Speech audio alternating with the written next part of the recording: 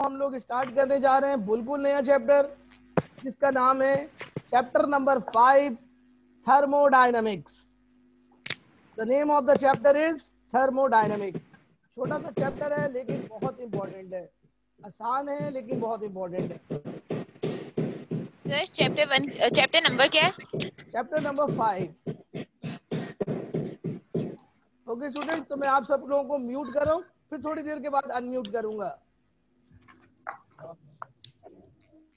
So look at the board. नहीं बेटा, pages leave नहीं करो, बस उसको बाद में कर लेंगे, मैंने बता दिया आपको। So now we are going to start new chapter, thermodynamics. तो आप लोग हेडिंग लगाएं chapter number 5। Chapter number 5 and the name of the chapter is thermodynamics.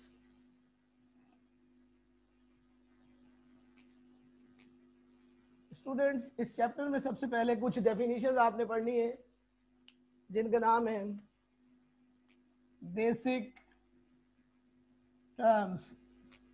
This is the first topic 5.1। तो हेडिंग लगेगी बेसिक टर्म्स। थर्मोडायनेमिक्स में पहली term जो हम आपको पढ़ा रहे हैं वो बुनियादी तौर पर थर्मोडायनेमिक्स ही है, यानी थर्मोडायनेमिक्स की डेफिनेशन पढ़ाएंगे। What is thermodynamics? तो बच्चों, पहली टर्म का नाम आपको पढ़ाएंगे। अब ये सारे सब टॉपिक्स हैं 5.1 के। जब दूसरा टॉपिक शुरू होगा तो मैं आपको बताऊंगा। थर्मोडायनामिक्स। बच्चों, थर्म का मतलब होता है हीट। थर्म माने हीट, और डायनामिक्स का मतलब होता है पावर।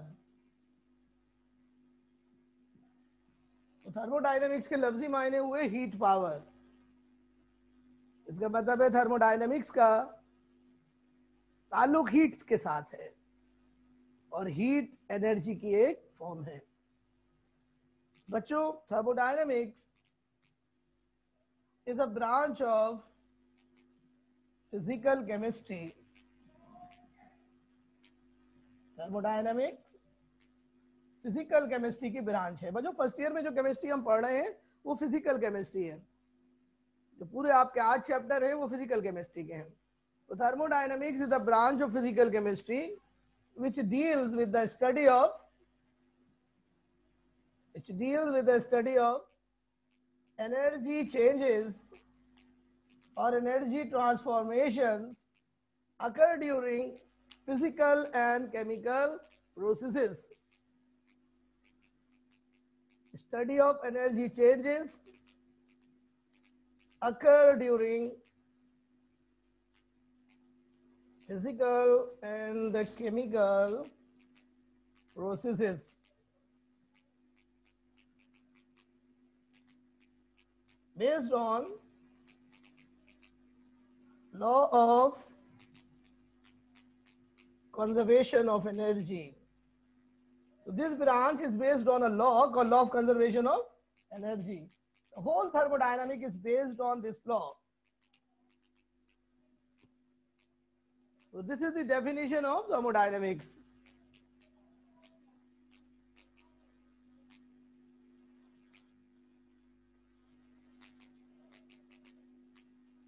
तो स्टूडेंट्स, ये डेफिनेशन आप कॉपी करें अपने पास। मैं दोबारा से रिपीट कर रहा हूं। Thermodynamics is a branch of physical chemistry which deals with the study of energy changes or energy transformations that occur during physical and chemical processes based on law of conservation of energy. तो students, हमें मालूम है कि जब भी chemical changes होती हैं, chemical reactions होता है, हीट या एनर्जी या तो रिलीज होती है या एब्सॉर्ब होती है।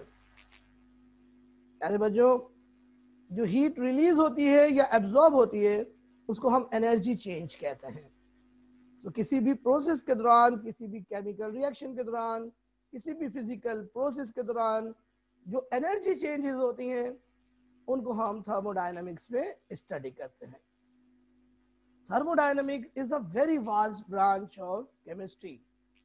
सो इस बड़ी ब्रांच को आसानी से पढ़ने के लिए हमने एक सब ब्रांच में इसको सब डिवाइड किया है, विच इज कॉल्ड थर्मोकेमिस्ट्री। तो हमारी सेकंड डेफिनेशन होगी thermochemistry. Is it clear to you? Is it clear to you? समझ में आ रहे बच्चों?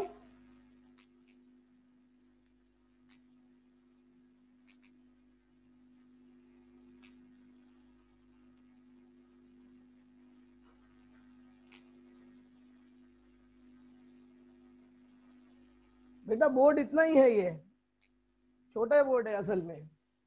अब दूसरी ब्रांच आ रही है थर्मोडायनामिक्स से रिलेटेड, एक और टॉपिक, एक और डेफिनेशन।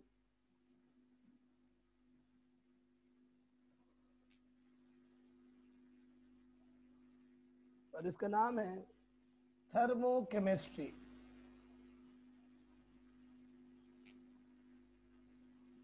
बच्चों जैसे कि इसके नाम से जाहिर है कि थर्मोकेमिस्ट्री थर्म को डील कर रही है। थर्म माने हीट। थर्म का क्या मतलब होता है? हीट। और बच्चों सबसे कॉमन फॉर्म की एनर्जी जो रिएक्शन के दौरान रिलीज होती है,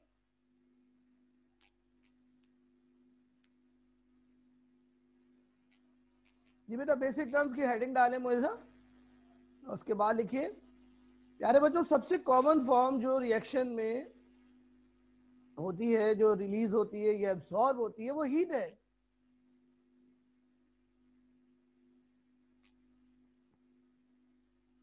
चला ये अभी आपको बताते हैं कि लॉ ऑफ कंजर्वेशन कैसे अप्लाई होगा, ये आपको पता चलेगा। टोटल हीट कांस्टेंट रहेगी जब भी हीट रिलीज होगी या एब्सॉर्ब होगी। बच्चों thermochemistry is a branch of thermodynamics या is a branch of physical chemistry, branch of physical chemistry, या फिर आप कह लें कि it is a branch of sub branch of thermodynamics. So, thermochemistry is a branch of physical chemistry which deals with the study of heat changes. Heat changes, which deals with the study of heat changes that occur during physical and chemical processes. So, students, thermochemistry जो है उसकी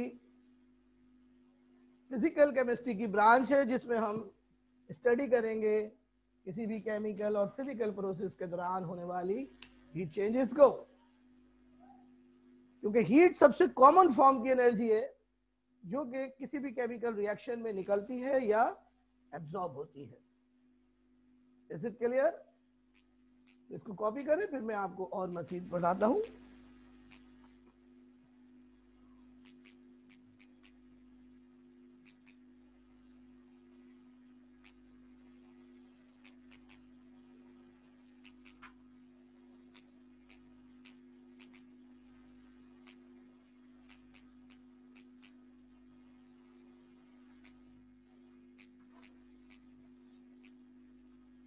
copy कर लें।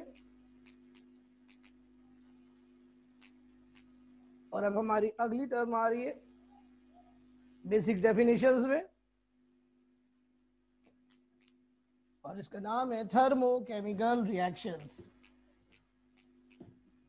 Thermochemical reactions, thermochemical reactions. बच्चों thermodynamics में या thermochemistry में जो रिएक्शंस हम स्टडी करते हैं वो थर्मोकेमिकल रिएक्शंस कहलाते हैं। थर्मोकेमिकल रिएक्शंस क्या होते हैं, आइए इसकी डेफिनेशन सुनिए। सिंपल सी डेफिनेशन है। देखिए सबसे पहले तो केमिकल रिएक्शन की डेफिनेशन आपको पता होनी चाहिए। केमिकल रिएक्शंस क्या होते हैं? केमिकल रिएक्शन वो रिएक्शंस होते हैं जिसमें मैटर एक शक्ल से दूसरी शक्ल में तब्दील होता है। यानी केमिकल रिएक्शन में मटेरियल चेंजेस होती हैं। क्या होती हैं? मटेरियल चेंजेस, यानी मैटर एक शक्ल से दूसरी शक्ल में कन्वर्ट होता है। इस कन्वर्जन को केमिकल रिएक्शन कहते हैं। बच्चों, मटेरियल चेंजेस के साथ एक और चेंज भी तो होती है रिएक्शन में, और उस चेंज को क्या कहते हैं? Heat change. क्या कहते हैं? Heat change. सो ऐसा रिएक्शन जिसमें मटेरियल चेंजेस भी हो और साथ साथ हीट चेंजेस भी हो, उस रिएक्शन को कहेंगे थर्मोकेमिकल रिएक्शंस। तो हीट चेंजेस को बच्चों हम एक और नाम देंगे आगे चलकर, और इसका नाम होगा बच्चों एंथैल्पी चेंज। क्या नाम होगा? Enthalpy change. बच्चों, चेंज का सिंबल होता है डेल्टा और एंथैल्पी का सिंबल होता है एच। तो आगे चलकर हम हीट चेंजेस को डेल्टा एच से रिप्रेजेंट करेंगे।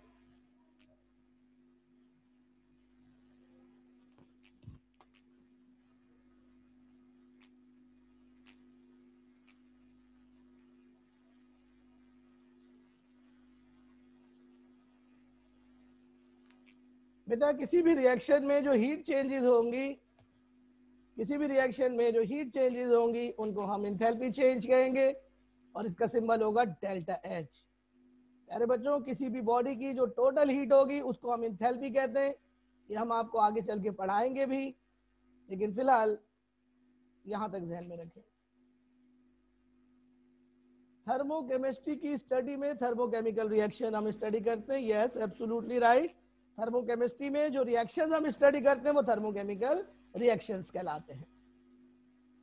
थर्मोकेमिकल रिएक्शंस जो है उसमें मटेरियल चेंजेस के साथ साथ हीट चेंजेस भी टेक प्लेस होंगी। यानी एक तरफ तो रिएक्टेंट प्रोडक्ट में कन्वर्ट होगा, एक मटेरियल दूसरे मटेरियल में कन्वर्ट होगा, और साथ साथ हीट चेंजेस भी होंगी। यानी हीट निकलेगी या हीट जज होगी। तो थर्मोकेमिकल रिएक्शन में लाजमी तौर पर मटेरियल चेंज भी होगी और हीट चेंज भी होगी, और ऐसे रिएक्शन को हम थर्मोकेमिकल रिएक्शंस कहेंगे। थर्मोकेमिकल रिएक्शन की दो टाइप्स होती हैं। थर्मोकेमिकल रिएक्शन की दो टाइप्स होती हैं। पहली टाइप को कहते हैं एक्सोथर्मिक रिएक्शंस, और दूसरी टाइप को कहते हैं एंडोथर्मिक रिएक्शंस।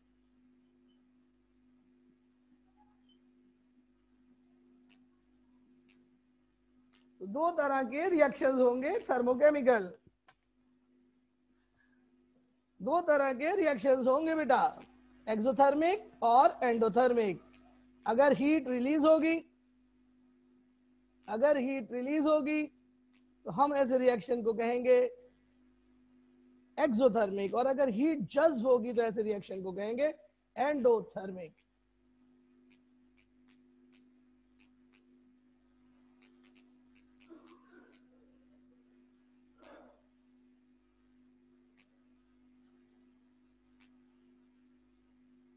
जी बेटा, सलाम है, बिल्कुल ठीक है। बेटा, इंथैल्पी चेंज को दोबारा से समझ लो। इंथैल्पी चेंज क्या है? Enthalpy change is the heat change that occur during enthalpy change is the heat change that occur during physical and chemical process. Is it clear? And exothermic reactions are those reactions in which heat is released. An endothermic reaction is a reaction in which heat is absorbed. Is it clear? So students, we proceed further. तो हमारी next heading होगी अब बेटा Adiya, endothermic reaction में heat absorb होगी। Endo means inside, एक्सो means outside. सो हम आगे चलते हैं और हमारी अगला टॉपिक है थर्मोकेमिकल इक्वेशंस।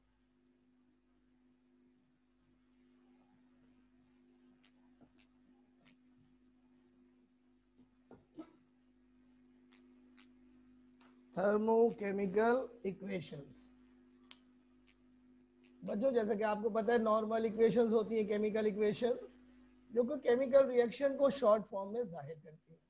बिल्कुल इसी तरह थर्मोकेमिकल रिएक्शन को शॉर्ट फॉर्म में जाहिर करते हैं थर्मोकेमिकल इक्वेशन से। सो थर्मोकेमिकल इक्वेशन रिप्रेजेंट्स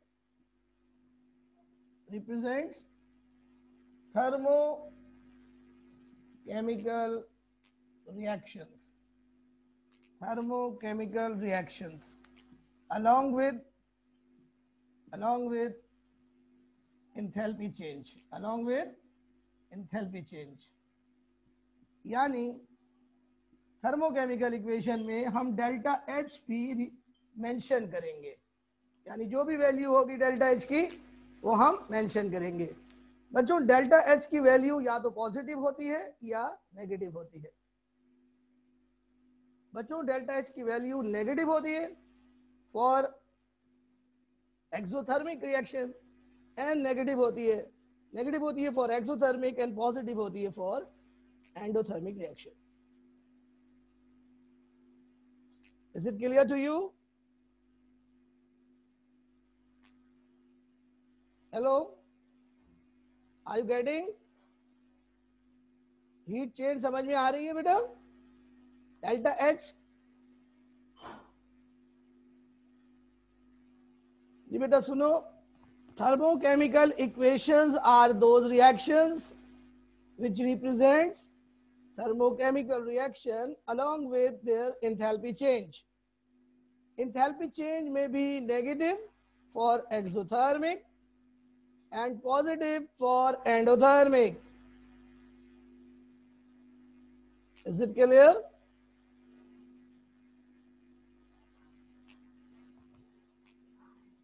हाँ स्टूडेंट, एक बड़ी इंपॉर्टेंट बात, थर्मोकेमिकल रिएक्शन में it is important, it is specify physical states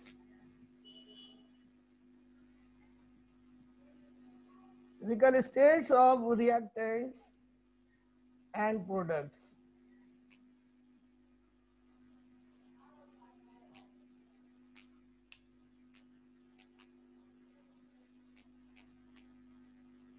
addition neutral नहीं होगा बेटा, हीट या तो रिलीज होगी या एब्जॉर्ब होगी।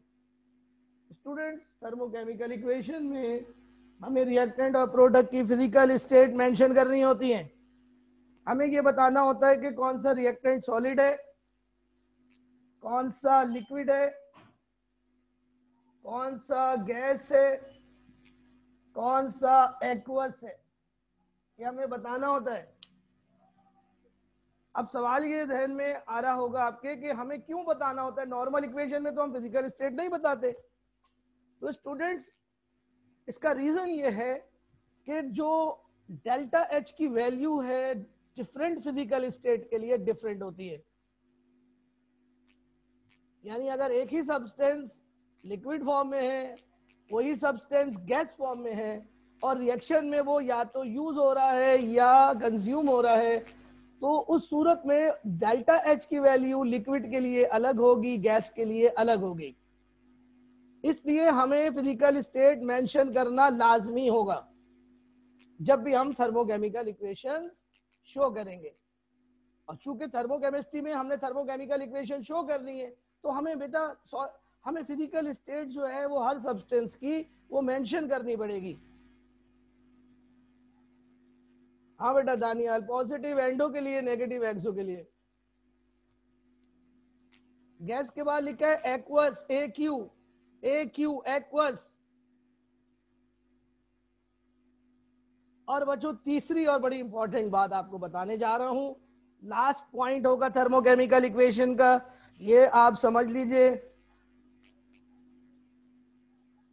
मैं इसको मिटा रहा हूं और थर्ड पॉइंट आपको बताऊंगा।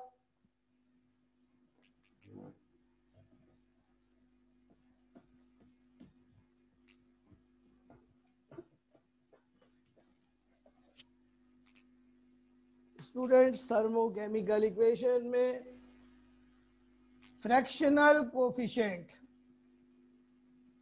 इस्तेमाल किए जा सकते हैं। यानी बैलेंस करने के लिए जो नंबर हम लगाते हैं जरूरी नहीं कि वो होल नंबर हो। Fractional coefficient are used in thermochemistry, in thermochemical reaction. That is very very important point. इसको समझ ले वरना न्यूमेरिकल समझ में नहीं आएंगे। फिर फ्रैक्शनल कोएफिशिएंट आप थर्मोकेमिकल इक्वेशन में इस्तेमाल करेंगे।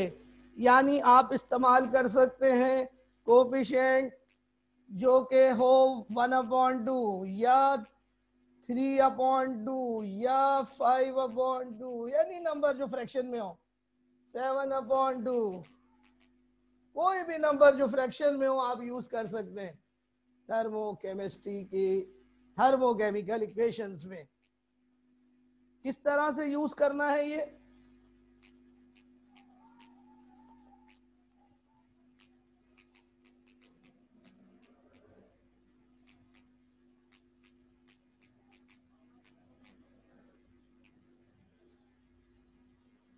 ओके तो मैं अब आपको इसकी एग्जांपल बताऊंगा।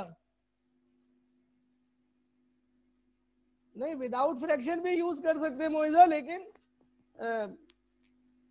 फ्रैक्शन में भी यूज कर सकते हैं, विदाउट फ्रैक्शन भी यूज कर सकते हैं। किस तरह होगा ये मैं आपको इक्वेशन से बताता हूं। अभी आप जरा बोर्ड पे देखिए, इसको कॉपी करें और फिर बोर्ड पे देखें जल्दी से।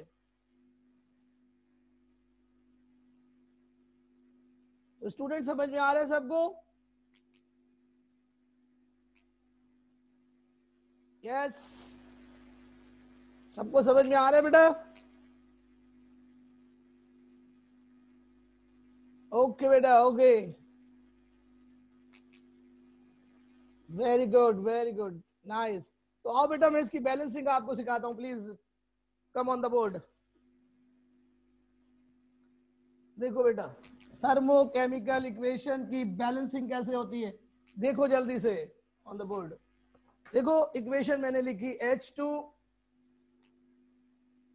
Gas, O2 gas, and they combine to form water. They combine to form water. Water is obtained in the liquid form. Water is obtained in the liquid form. And the value of delta H is also written. Delta H is equal to minus 286 kilojoule per mole. This is the unit of energy we use for delta H. अब देखिए बच्चों हम normally balancing कैसे करते हैं। देखिए तो बच्चों कीजिए, देखिए हम इस तरीके से बैलेंस करते हैं। हाइड्रोजन 2 है, यहाँ पे भी 2 है। ऑक्सीजन कितनी है 2, तो हम यहाँ पे क्या लगा देंगे 2। तो हाइड्रोजन कितने हो गए 4, तो यहाँ क्या लगा देंगे 2। This is the normal balancing, this is the normal balancing. But this type of balancing is not used in thermochemistry. ओहो, ये बड़ी इंपॉर्टेंट बात है भाई। तो इस तरह अगर आप बैलेंस करेंगे थर्मोकेमिस्ट्री में तो गलत हो जाएगा। थर्मोकेमिस्ट्री में किस तरह से बैलेंस करते हैं आइए आपको बताते हैं सही तरीका। अब मैं इसको मिटा रहा हूं जी, तवज्जो कीजिएगा।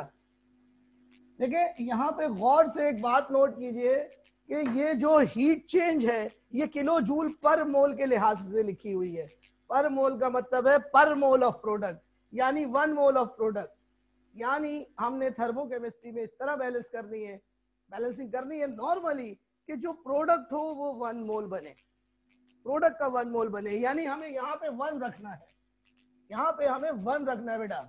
अब 1 हम लिखते नहीं है क्योंकि ये अंडरस्टूड होता है, लेकिन मैंने आपको समझाने के लिए बताया है 1, सिर्फ समझाने के लिए यहाँ 1 लिखा है।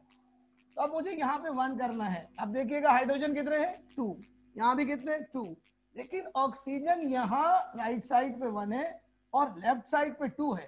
तो अब मुझे ये 2 यहाँ से कैंसिल करना है, ऑक्सीजन मुझे 1 1 करना है दोनों तरफ।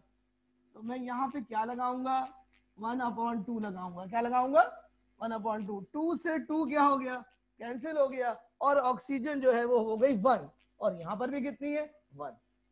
इस तरह की बैलेंसिंग में ये जो नंबर आपने इंसर्ट किया 1/2, that is the fractional coefficient, that is the fractional coefficient. Is it clear?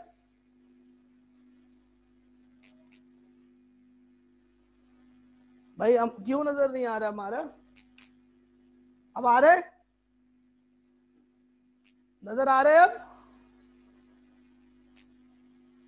जी अभी और दूंगा एग्जांपल बेटा, पहले पहले ये वाली तो देख लो।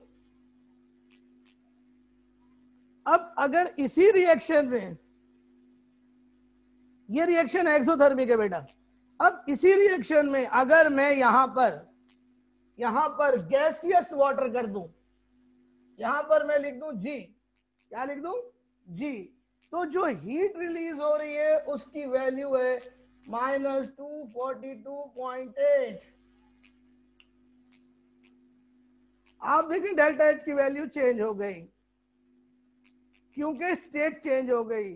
तो बच्चों स्टेट चेंज होगी तो डेल्टा एच की वैल्यू भी चेंज हो जाएगी।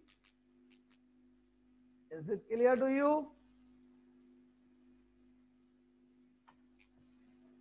बेटा अजीशा, हमें कैसे पता चलेगा एक्सो या एंडो? इसके कुछ रूल्स होते हैं जो हम आपको अभी आगे चल के पढ़ाएंगे इंशाल्लाह कल की क्लास में।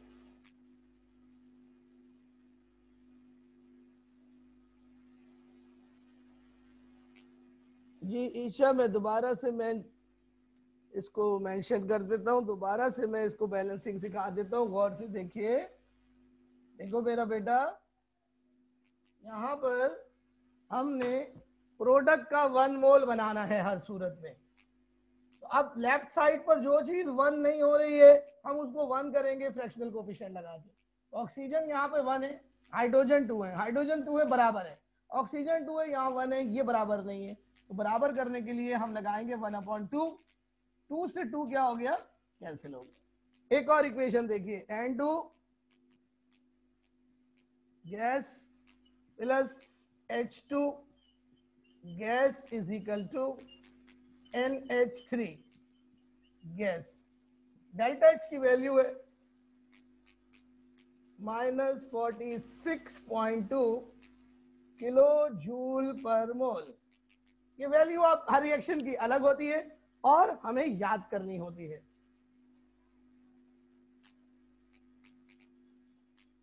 अब बच्चों में इसको नॉर्मली कैसे बैलेंस करता हूं? नॉर्मल बैलेंसिंग क्या है? नाइट्रोजन 2 है, यहाँ 2 लगा दें, हाइड्रोजन 6 हो गए, यहाँ पे 3 लगा दें, ये बैलेंसिंग हो गई, नॉर्मल बैलेंसिंग। बट ये बैलेंसिंग हम यहाँ नहीं करेंगे, थर्मोकेमिस्ट्री में ये नॉर्मल बैलेंसिंग नहीं चलेगी, क्योंकि देखिए प्रोडक्ट के 2 मोल बन गए, हमें 1 मोल बनाने हैं। तो ये रॉन्ग है बच्चों, इसको हम दोबारा आपको बताते हैं सही क्या है। देखिए गौर से, नाइट्रोजन यहाँ कितनी है? 1, और यहाँ कितनी है? 2। तो अब मुझे यहाँ पे 1 करनी है तो मैं यहाँ लगाऊंगा 1/2। ये 2 से 2 कैंसिल हो जाएगा। ये कैंसिल करके दिखाना नहीं है आपने, मैंने आपको सिर्फ समझाने के लिए ऊपर बताया है। इसी तरह बच्चों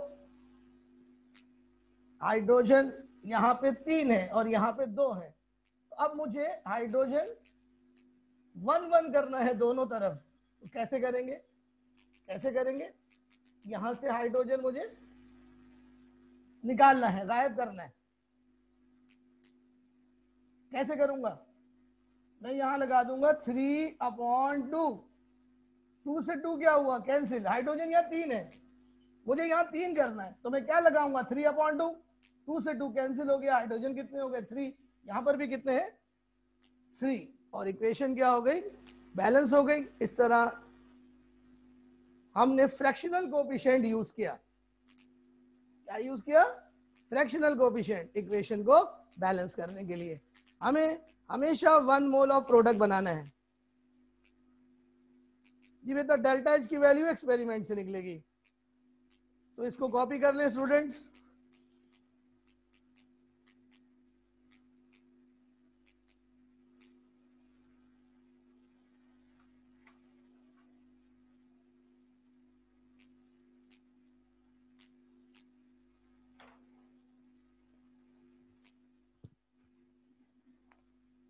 अच्छा बेटा दोबारा समझा देता हूँ लास्ट वाली। ओके बेटा देखो इधर, इसको मिटा रहा हूं मैं।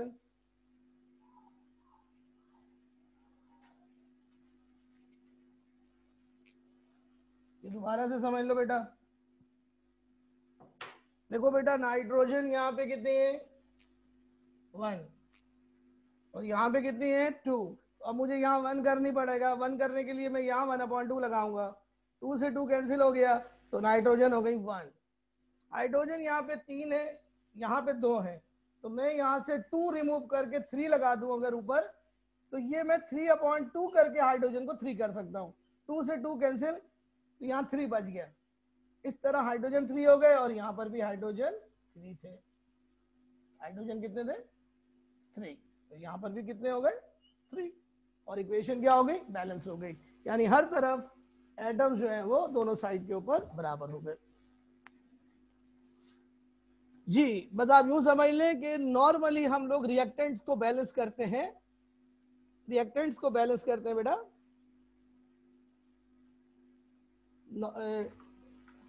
सुहेब, ये इक्वेशंस बेटा बैलेंस समय अमूमन गिवन होती हैं।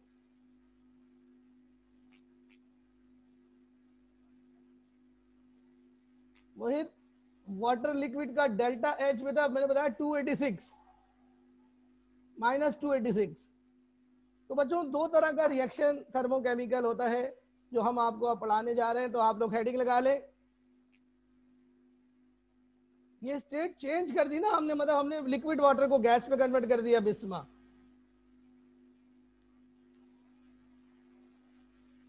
नहीं, यूजुअली 2 आता है उरूब बैलेंसिंग में, डिनोमिनेटर में। बेटा हर रिएक्शन की डेल्टा एच डिफरेंट होगी। ये रिएक्शन एक्सो है बेटा, डेल्टा एच माइनस है। तो स्टूडेंट्स हमारे पास थोड़ा सा टाइम है, तो हम एक चार्ट आपके साथ शेयर कर रहे हैं। आप लोग हेडिंग लगाओ, difference between exothermic and endothermic changes. Difference between exothermic and endothermic changes. Now students आपके साथ कुछ चीज शेयर हो रही है, नजर आ रही है आपको? सो देखिएगा, एक्सोथर्मिक और एंडोथर्मिक रिएक्शन का एक डिफरेंस है, बहुत ही सिंपल अंदाज में बनाया हुआ है। पहले कॉलम में प्रॉपर्टीज हैं, दूसरे कॉलम में एक्सोथर्मिक और तीसरे में एंडोथर्मिक चेंजेस हैं। तो क्या होता है एक्सोथर्मिक में? Flow of heat. पहली प्रॉपर्टी, हीट का फ्लो कहाँ होता है? तो बच्चों heat flows from system to surrounding, यानी हीट निकलती है सिस्टम से और सराउंडिंग में चली जाती है। लेकिन एंडोथर्मिक में इसका उलट होता है, हीट सराउंडिंग से सिस्टम में जाती है। इसी तरह second point, heat is released in exothermic. Exothermic में हीट रिलीज होती है, एक्सोथर्मिक में हीट रिलीज होती है बच्चों। देख रहे हैं आप? एक्सोथर्मिक में हीट रिलीज होती है और एंडोथर्मिक में अब्सॉर्ब होती है।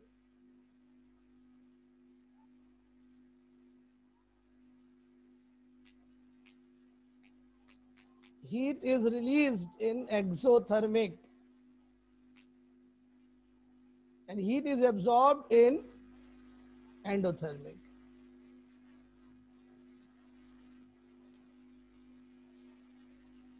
बेटा एक्सो और एंडोथर्मिक के रूल्स होते हैं, वो मैं बताऊंगा आपको हसाम, तो थोड़ा वेट करें बेटा।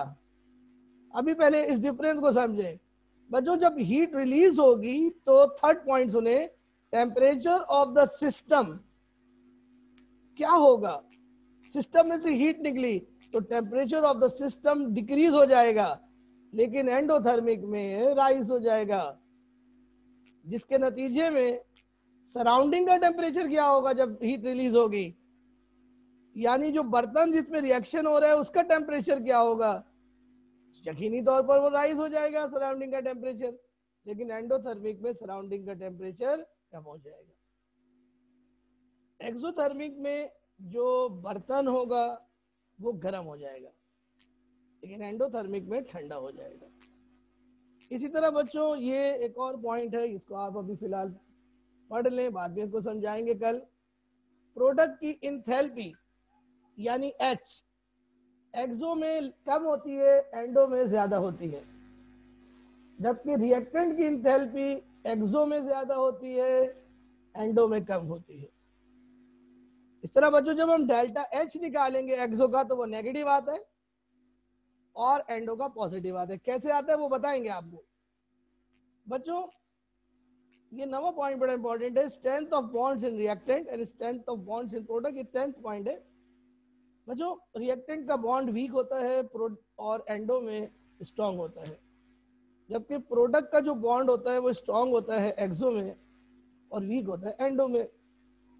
इसके नतीजे में एक्सोथर्मिक में नेट बॉन्ड फॉर्मेशन होती है।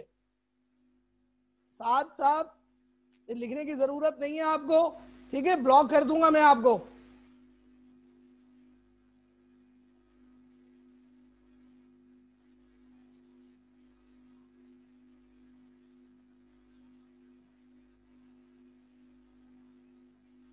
बेटा हीट रिलीज होगी तो बर्तन गर्म हो जाएगा ना, जिस बर्तन के अंदर रिएक्शन हो रहा होगा वो बर्तन गर्म हो जाएगा। तो बच्चों नेट बॉन्ड फॉर्मेशन होती है एक्सो में, जबकि नेट बॉन्ड क्लेवेज या ब्रेकिंग होती है एंडो में। और बच्चों एक्सोथर्मिक रिएक्शन स्पॉन्टेनियस होता है, यानी खुद ब खुद होता है। हमें उसको कराने के लिए किसी भी एक्सटर्नल फोर्स की जरूरत नहीं होती। जबकि नॉन स्पॉन्टेनियस होता है एंडोथर्मिक, ये जबरदस्ती हमें करवाना पड़ता है हीट देकर। और ये बच्चों एग्जांपल्स हैं जो आपको याद रखनी है एक्सो की और एंडो की। तो एक डिफरेंस मैंने बच्चों ये बनाया हुआ है, एक डिफरेंस मैंने ये बनाया हुआ है आपके लिए, और फिर ये कल आपको चार्ट वगैरह पढ़ाएंगे।